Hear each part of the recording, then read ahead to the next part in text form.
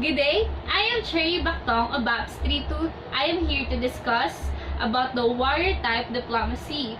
So what is the warrior type diplomacy? The warrior type diplomacy is darker from the other type of diplomacy. It is said that this diplomacy is hostile, belligerent, uncompromising, uncivil, and very undiplomatic. It is also said that this style of diplomacy used to gain time and used to gain stronger positions. While the idea of the shopkeeper is to acquire custody or to gain trust from their co-negotiators, to settle negotiations or to make deals with them. Now, the conflict begins when the shopkeeper presumes that they're making negotiations or making deals with their same self. But they are making deals with the warriors, and the warriors are deceiving them to gain what they want or to gain their goals. This style of diplomacy is usually found among nations which had been conflict with each other before. Good day everyone, I'm Maiden Libangate from BAPS 32 and I'm going to give an example of warrior diplomacy. In this video, you already know what is the definition of warrior diplomacy. An example of warrior type diplomacy is the issue between the Philippines and the China in the Scarborough Shoal. It was started on April 8, 2012 when the Philippine Navy surveillance plane spotted a Chinese vessel anchored in the water of Scarborough Shoal. Incidents, the Chinese became aggressive when it comes to the Filipino fishermen who's going to the Scarborough Shoal. Chinese are harassing the Filipino fishermen to show that they are stronger than us. The Chinese people are using their power to manipulate the Filipino fishermen who are going to the Scarborough Shoal. Also, China wants to own the Scarborough Shoal because they know that they are going to gain a lot if they get. China made friends with Philippines because they want to have peace, but deep inside, they have a hidden agenda because they know that the Philippines is weak. So let's recap the meaning of warrior diplomacy. It's stated that it's aggressive, while shopkeepers characterized as practical, open-minded, direct, and compromising. According to great British diplomat and writer Harold Nicolson, he believed there were two kinds of negotiators, warriors and shopkeepers. So as what I said, warriors use negotiation as a way to gain time and strong position, while according to him, the shopkeepers operate on the principle that is more important to establish, and that is trust, also to moderate each side's demands and to come to a mutual consent. So one of the example of this is Kim Jong-il, practical and direct style of negotiating. Where diplomacy characterized as practical, open-minded, candid, and compromising. Dito po, para sa pagkakaunawa at pagkakaintindi ko po, ay ang shopkeeper po ay hindi nag-focus lang sa kanyang interes, kundi binibigyan niya din ang kanyang kausap na ihayag ang kanilang hinanaing sa isang issue upang mabigyan ng solusyon at masettle ang kanilang hangarin. Sa paraang ito, nagkakaroon sila ng bond at nag-gain din yung trust para sa isa't isa. Sa paraang ito, nagkakaroon ng mapayapa at maayos na kasunduan ng mga ito. Sa paraang din ito, nagiging tapat at nag-i-aim pa kayo ng succession para sa hinaharap. Type of diplomacy is a secret versus open. Secret diplomacy, from the word itself, secret means hidden, or a treaty between nations that are not revealed to the other nations. It means they have that plan or kasunduan na sila lang yung nakakaalam. But of course, for the sake of their own country and for the sake of their own benefit. That secret democracy can have a lot of impact and effect to those nations that are not aware. It says that secret diplomacy is carried by the kings, president, and other rulers without the knowledge and consent of the people behind. They are intent to pursue the goal of foreign policy by means of to compensate, persuasion, and to treat of war. Also, secret diplomacy become termed as quiet diplomacy. Secret diplomacy or treaty. This is a diplomacy where the only involves are the leaders of the state. For example, is yung Treaty of London, which ang nag-usap lang is yung state leaders tungkol dun sa treaty nila, kung saan nag-alok sila sa Italy ng territory once na manalo yung Triple Entente or France, Great Britain, and Russia against German and Austria-Hungary in World War I.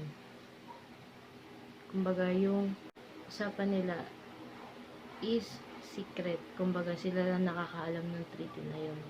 So, mas mataas yung chance na manalo sila. Transparency, preferable yung pagkakaroon ng bukas na diplomasya dahil kung magagamit ng mga magkakaalyado ng tama ang kanilang mga mithiin or yung mga goals nila, ay mas magiging ligtas ang bawat magkakaalyado sa mga foreign threats. And then, commonly, sa pagkakaroon ng open diplomacy or ang magkakaalyado ay nasa isang open diplomacy, ay mas malaki yung chance na maging progressive yung state na nire-represent mo dahil maraming tulong or marami kang kaalyado na maaaring tumulong sa iyo upang magkaroon ka ng progressive state or yung nire-represent mo na state. And then, kumpara mo sa secret diplomacy, ay limited dito kasi nga limited through their mutual interest. Limited yung tulong mo and hindi ka pa makakasigurado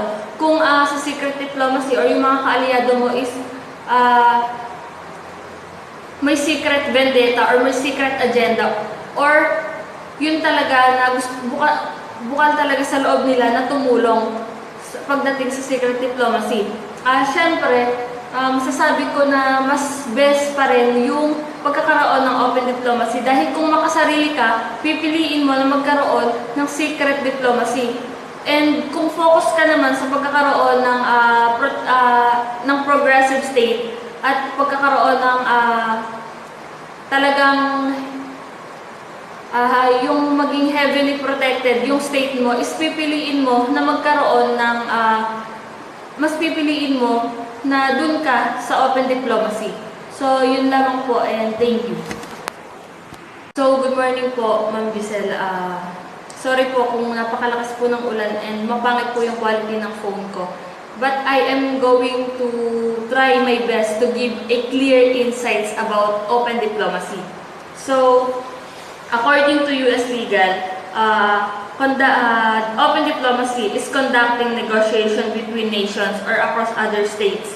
It is a multiple alliances across other states in any form of their government that is establishing or that establish a common goal or one nation through their mutual interests, and then they are establishing a goal or a mission in order for them to protect each other. They are maintaining the peace and order, and they protecting each other, each alliances through the tensions of war or the foreign threats.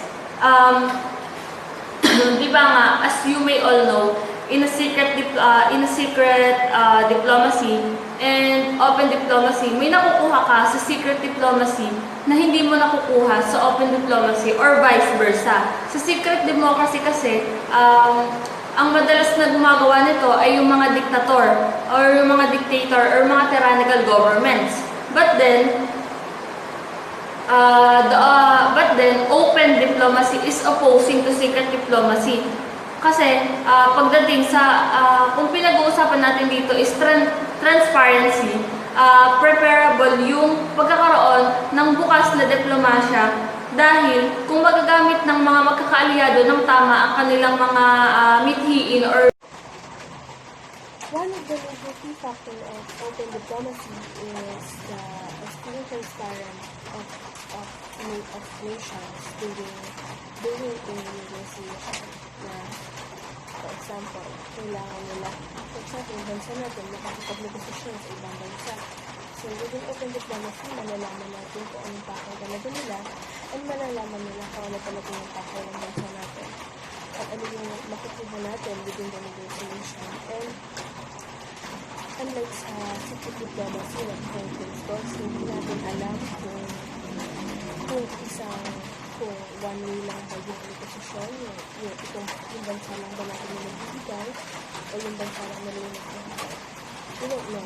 At saka, dito ba maganda yung open diplomacy at saka alam ng taong bayan kung ano nangyayari, alam ng taong bayan na kung ano makukuha natin sa negosasyon kung para saan, para kanino. Saka if something goes wrong in the future with a negotiation, hindi magiging dumbfounded in the end yung mga tao na bakit ganito, bakit ganyan pala, and hindi rin nagtatakbo ng ibang nasyon if malaman nila na may ganyan pala kayo, hindi namin alam, hindi sila nagsibiga in the future. Kasi once something goes wrong, hindi mag-implicate ng madaming problema kapag open diplomacy kasi alam na lahat. Alam ng other nation. And I think kapag naging successful yung open